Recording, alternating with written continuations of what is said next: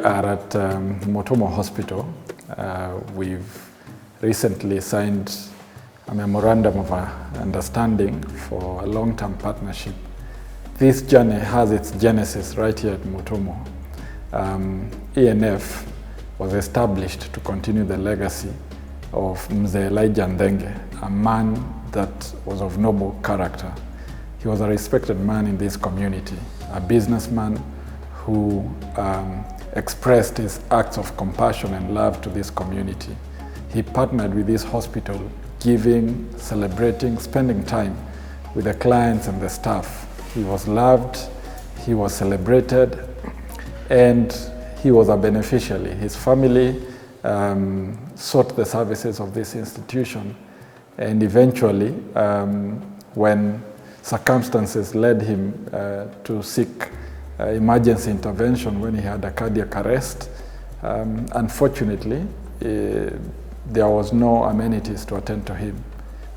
With a strong desire from the family members to continue this goodwill and to continue the impact and to carry on those values that Mzee left, they invited friends of goodwill to join them, Kenyans of goodwill, and even friends beyond the shores of this country to come on board and help them continue with this good work. It's on that basis that this foundation was established. Today we are at Mutomo Hospital, where we have had a good discussion about a project that we are about to start, a building of an HDU in this place, a critical care unit. We have just signed a memorandum of understanding for this partnership with Mutomo Hospital.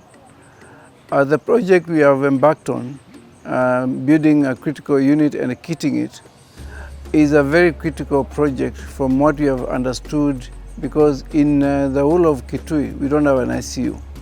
That is the intensive care unit. And Mutomo covers a very big area, and it's about 250 kilometers away from Nairobi. It has been very difficult to manage some critical cases here. It has been difficult to watch lives being lost under our care while we are helpless, and maybe it's possible to refer these people, but you consider the time implication, you consider the cost that is involved, then you just see, looks like there is no hope of getting this patient out of here. You give the best basic that you can give and the trust in the providence of God. Some we have been able to save, others we have lost, others we have attempted to refer. A few were fortunate, they go to their referral site and they were taken care of. A few could not make it, the distances are quite long, so somewhere along the way you get reports that we have lost a life, so the best that you can do is let them come back, and then we can manage the situation. Kitui truly is a very big county with a very huge catchment area, but being a semi-arid area, we have so many preference diseases that basically warrants a HDU, because in the entire county, we only have one HDU that is in a private institution. And if the county government of Kitui basically does not have a HDU, this warrants the faith-based institution to look for more friends that can be able to serve this county, because the cases are many, and this institution has been mapped as a referral institution within the county. The hospital has had major issues, transferring people to Kenyatta National Hospital, which is in Nairobi, and many people have lost their life along the way. And this is a very sad thing. And when we, as Elijah Ndenge Foundation, were told about this, we quickly embarked on mobilizing our partners to be able to help us to set up a critical care unit in this place, because it covers an area of almost, I would say, 50 square kilometers. Yeah. And that is not 50, actually more than 50 square kilometers. HDU has been a need. And basically, by giving some of the examples of some of the critical cases that you have received as an institution, Just to refer a young boy one day who came here, who was 15 years and was brought to us 15 years and 15 kgs. This tells you a child with 15 years and 15 kgs is a child on severe malnutrition. This child came gasping, convulsions, and this family could not be able even to afford even 100 shillings for an admission. And this is a child that required major advanced care within the institution, and looking for a referral was the only option at that moment. But they couldn't be able to raise 250,000 to get a referral fee or even pay ambulance fee. So the institution was forced just to have this child here, managed internally here. But to a point, the medical team could not be able to give more, and this child had to die. And the death of this child speaks volumes to the many who come here that cannot be able to get the good quality care that is required on this advanced critical care unit. Dad believed in helping everyone, and when he fell ill, he was brought here, the same hospital he supported. But when his condition worsened, they transferred him to Nairobi, but he didn't make it. I believe if the hospital had this kind of facility, he would have managed to be alive today. In the year 2018, my father was admitted here at Mutomo. During that time, the services were very low. Our family had no power maybe to provide the money which was needed. So my father was diagnosed with hypoglycemic. During that time, we had no money even for admission. So the hospital just did an emergency admission form. My father was admitted, but just like after 2 weeks, my father died. My father had been requested to take a referral to either Kitui General Hospital or Kenyatta for an ICU management or a critical care unit, but we had no money. So during that time, just for borrowing, trying to get some money, my father passed on. Nilikuwa nimeleta mtoto akachanjwa, then akaanza kufeli. So kutoka hapo tukifika nyumbani, mtoto alifanya kutoa vitu, kutapika. So akija hapa tukaambiwa hakuna ugonjwa wake hapa. Mimi nikarudi nyumbani. So sasa kaniambia tulia, tutafanya vile tutafanya. Kutoka hapo ndio mtoto aliaga. Maisha ya watu wa Mutomo ni ngumu, sababu wengi wafanyi. Utaenda upate tuseme mboma 10, utapata tu ni mboma moja tu, pengine kuko na mtu mmoja tu pengine anafanya kazi. So generally the area catchment is too low. Hii mambo ya kwamba watu pengine hata vibarua hakuna vitu kama hizo. So generally ile poverty level iko juu sana. We are quite remote. We are far off from the rest of the world, I would say. Though after tarmacking the road, the hospital is quite accessible now, but we are still far from the rest. And you realize the community we serve here is a very poor community. So many of them would love to have the services, but you find that they are financially limited. So many times when they come here, we try to help, but you know also the hospital have to sustain itself.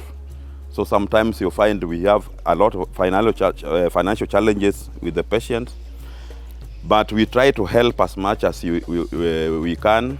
It was so saddening to see the patients worsen at your hands, and there's nothing you could do. So that is what brought about the idea of having something, because we have the simple machines or equipment that can help improve their prognosis. So we had to give that a shot, and we came up with the mid-shift HDU. We were able to come together and we told ourselves, we don't want to see more death on our eyes. In small bits here and there, we were able to make a 4-bed makeshift HDU, whereby so far from the month of June, 30 patients have been served. And this tells you the success. Only 2 have died. So you have saved 28 lives that could have completely gone. And now with that makeshift HDU, we are seeing there is hope at the end of the tunnel. And the journey is real, because so far, at least patients are appreciating that their loved one can come here and go home without a casket. It's amazing the kind of resilience we found. You know, they could not wait. They went ahead and they've tried to put together something that looks like a HDU, in their own words, as they called it, a makeshift HDU, to still try and see if they can be able to capture one more life and possibly alleviate the reality of death. This is not a hopeless story that we're talking about. It's an inspiring story, because we have found men and women who have been at it, not complaining, but constantly trying to find creative ways to still help. So how much more are they able to do if they are facilitated? We are open to receiving support. We are appealing to anybody who might get to hear our story to support in whichever way they can. Support can be through just even thinking about us, praying for us. Support can be if you have a little contribution that can support this project. This project is needed here, it's needed now. We are in a situation where our clients are not able to reach out for this service because of course involvement. So if we are supported to do this, to achieve this objective, we will be able then to translate that support to meet the needs of our patients, and the patients will be able to reach it. We are appealing to our partners who can help in whichever way, in terms of resources, be it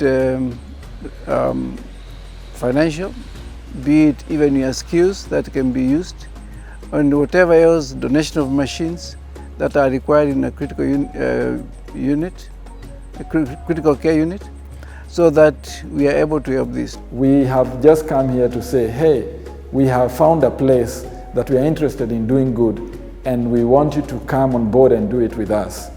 The people of goodwill, the people who are really blessed in the higher capacities to support these initiatives. Critical care units, empowering health sectors, empowering education. It's really the goal so that we can see the world progressing. It is so unfortunate that Elijah was one very compassionate person who needed everybody to get help. And he had really worked hard to make sure that this hospital was in the level where we could all get help. But unfortunately, having been a beneficiary, he could not make it. And it really hurts that others have come and gone without getting the services that Elijah would have wanted to be brought closer to his people. And that is why here we, as ENF, we would like the services to be here because they are of dire need. The people that we've talked about, the people we've interviewed, they are bringing something on board. They are not desperate, waiting to be assisted. They are bringing their chickens, they are bringing their goats, they are doing their bit. Only that it is not enough to do everything that is required. And that gives us the impetus, because nobody is being left behind. We have all the hands on the deck, and you have a chance to join us. In a forest is thick, green, and very beautiful. But it's only when you go close, as they say in Africa, that you realize each tree has its place.